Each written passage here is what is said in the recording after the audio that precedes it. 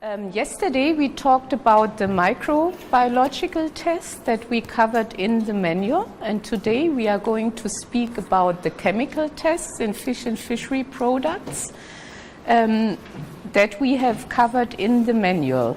And what we have covered relates to the major chemical hazards with the concern of public health that must be controlled and tested chemically, and this includes heavy metals that might be man-made or environmental accumulated in fish and fishery products. Then histamine, very important test. Histamine is found only in certain fish species. Then the manual also covers marine toxins, because this is a risk for the fish from this region. And the manual also covers sulfites. What we don't cover is more or less pesticides and veterinarian drugs. And there, as I told you in the first day yesterday, there's a special document that we might put on the web page of Megapesca, so that you can refer to this. It relates mainly also to setting up monitoring plans.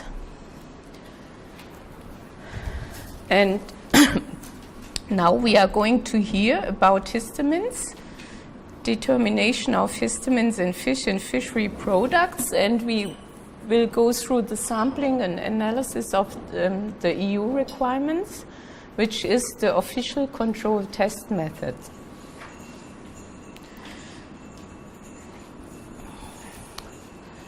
As you heard, I don't know if we heard before, that histamines result from the decarboxylation of histidine by the microbial enzymes. So if you don't keep the cooling chain, also you have high risk to have histamines in fish. They are more specifically produced in the muscles of the fish, which contain high levels of histidine. So there's the source, more or less. Tuna is most often implicated in histamine poisoning, followed by, to a lesser degree, by herrings, sardine, or mackerel. And food histamine poisoning is not to be underestimated. It has a form of allergy-type reaction. This is why it's also covered by the regulation, because it's a health concern. And you could have disorders like headache, vomiting, diarrhea, and the symptoms occur immediately or after some hours of eating the fish. Now, this we heard already yesterday. Histamine is regulated in the regulation for the microbiological criteria of foodstuff, which is the 27.3 from 2005. And there you have the sampling plan, the reference to the EU test method, and also the interpretation of the test results. It's all written down in the 27.3, and it states also that histamine must be tested in fish and fishery products, where it's mainly the risk, by HPLC method for the quantitative determination. So it cannot be qualitatively. We have to quantify histamine. Applied is a 3-class sampling plan. We will see this. Next slide, a consignment comprising a fish species that is suspected to produce histamine should not be placed on the market at all. So we have to test before, and is tested in 9 samples, and none of the 9 samples should exceed the level, the maximum level we will see, which is 200 milligram per kilogram. It applies only to certain families of fish. You also find this in the regulation. So I have listed the fish there. It's tuna, mackerel, bonito. Especially the families are listed by the regulation.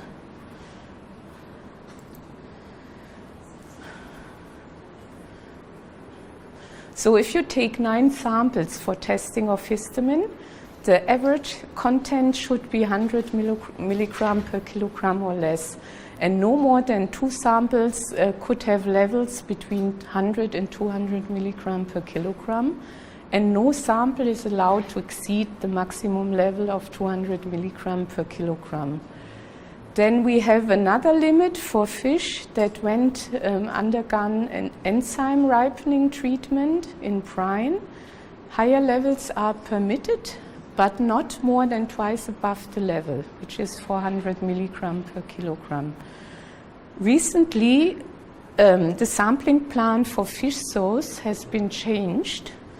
Maximum level for fish sows is 400 milligram per kilogram, and we have a new single sampling plan. So if in one single sample you find more than 400 milligram per kilogram, then the whole batch is deemed unsafe and cannot be placed on the market. This is why the test is quite relevant, also trade related. Okay, here we have everything. This is now the ones with the higher level I put here.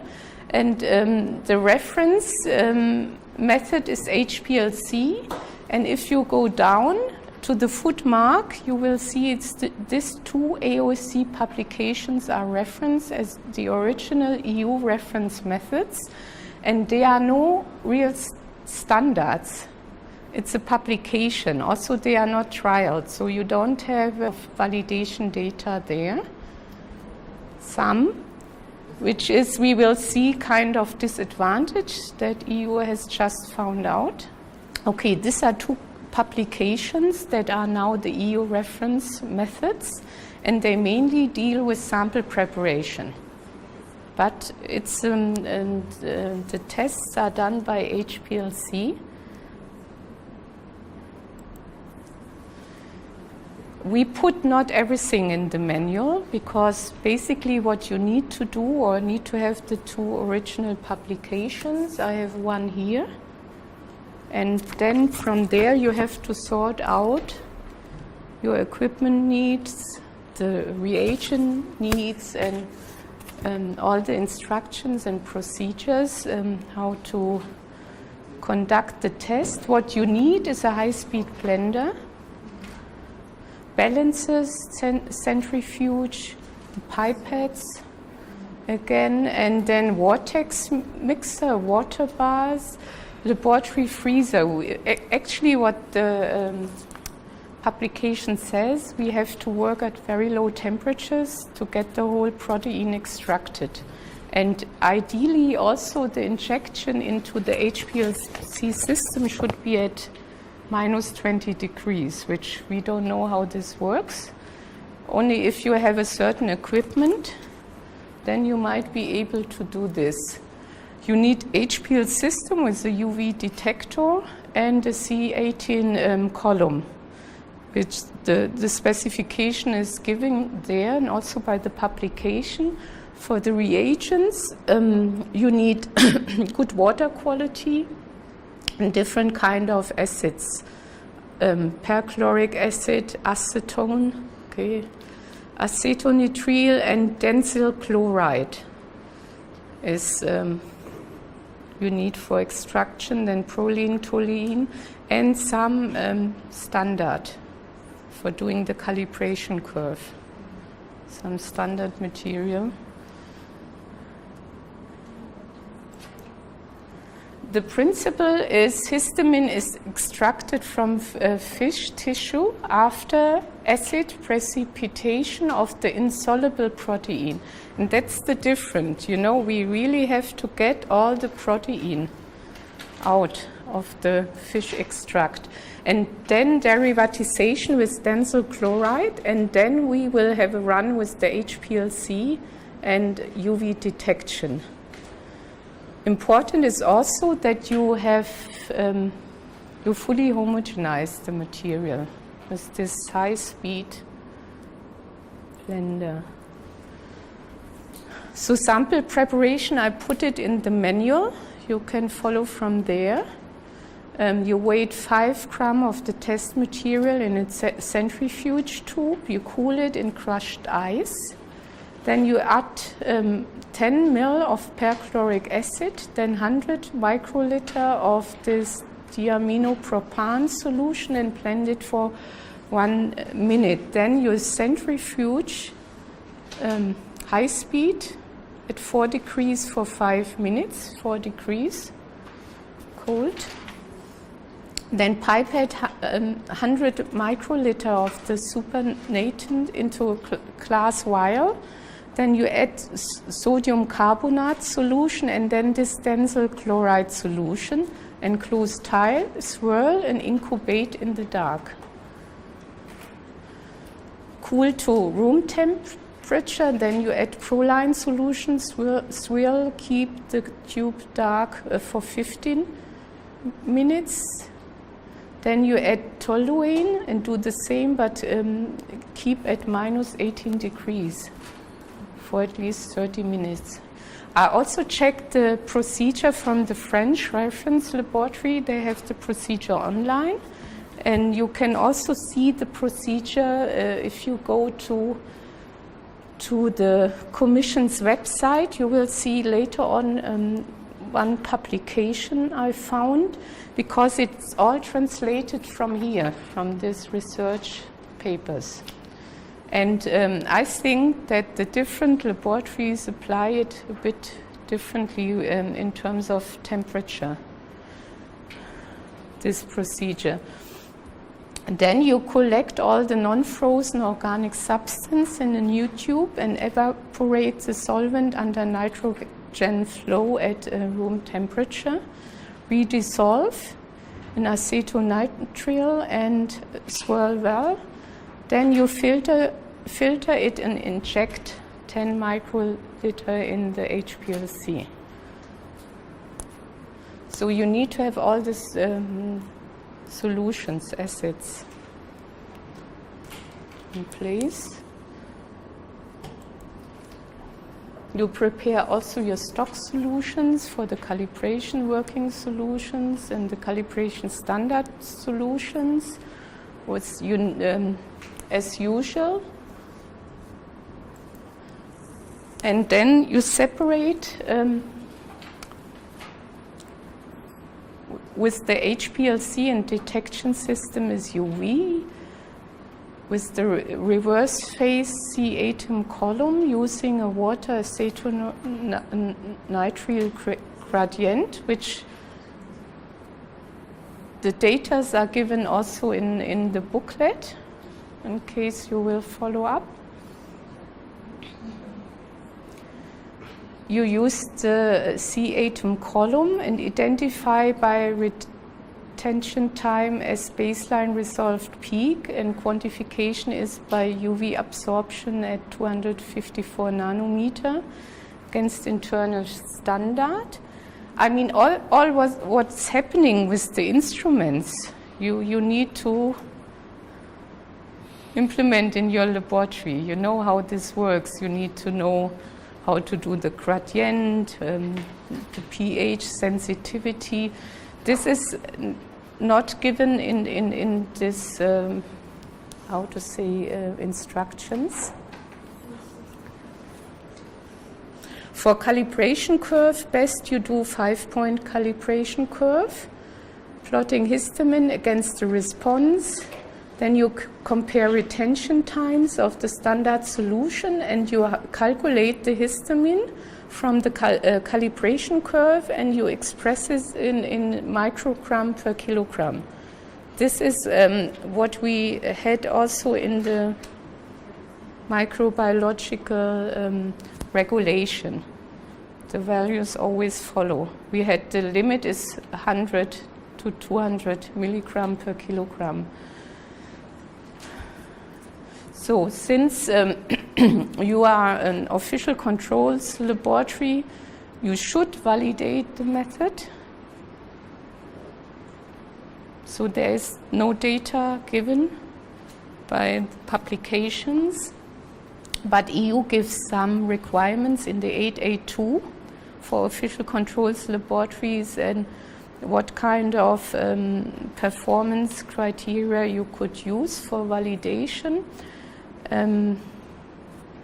Best would be if you use certified reference material and participate in a PT.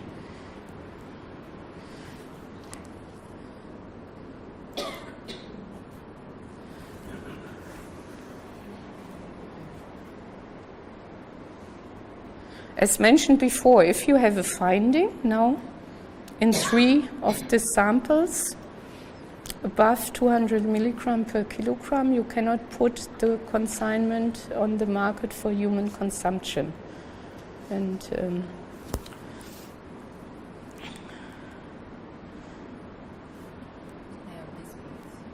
yeah, there's a comparison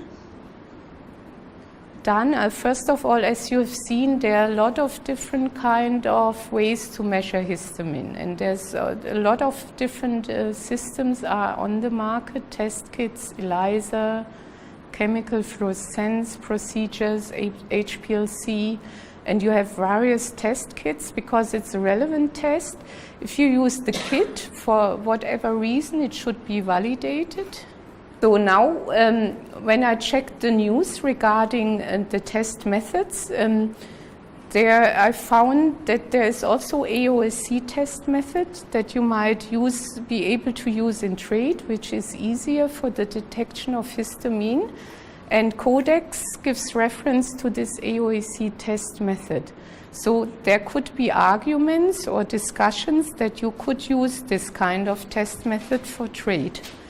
And they are different, these 2 methods. The EU mandated method is based, as you have seen, on HPLC separation by UV detection, and it's not trialed, so it's kind of a research project, I would say. And the Codex method is based on the formation of fluorescence derivatives of histamines and measurement then in a fluorimeter, but this method is validated. So you have validation data. It's specific to histamines, but it cannot cover other biogenic amines. The trend goes more to measure more than histamine. So our official controls laboratory, especially for fish and heavy metals and histamines, they have a multi-method developed based on HPLC, and they can detect various biogenic amines. We put also people for training there, and this method is used widely. So with this method, you can the AOSC only test histamines. And the HPLC method also has more and more advantages as well. Lower detection limits. So now, since EU knows that or had a lot of discussion on this, they gave the Joint Research Institute a kind of contract to check the 2 methods. This Joint Research Center is the reference laboratory, EU reference laboratory for histamines. And they checked the 2 methods, if they were comparable, using certain kind of fish, canned and fresh fish, from the market in Brussels, because they are located in Brussels. And they checked repeatability, precision, and recovery, and found out that both of the methods conform to the specifications, to their instructions, but they were not fully equivalent. So what they also found out that the EU mandated method has a tendency to overestimate. And the Codex is underestimating the histamine content. Yeah, I guess. So here we are. We want to really measure very specifically and quantify histamine, and we obviously have not yet maybe the correct method. And I guess it has also a lot to do with the sample preparation. So what they found is that the EU method was very accurate for fresh tuna. So very good for fresh tuna. For the other fish, there was a matrix effect. And the matrix effect is not handled or dealt with in the original publication. So what they recommend now to EU, so this is in discussion, this is how it works also with our risk assessment. Now, since EU launched this study, they gave recommendation to the EU that they need to optimize the test method and to eliminate the matrix effect or take it into account. And what they also said, it needs a trial, this test method. So we need interlaboratory comparison to establish some concrete data for this method. And it also might need a correction on the recovery, because most of our trade-related methods need to correct around recovery. And this was in 2013, and since now I haven't heard anything. We have no changes, and what I know is it's kind of costly also to organize interlaboratory comparisons.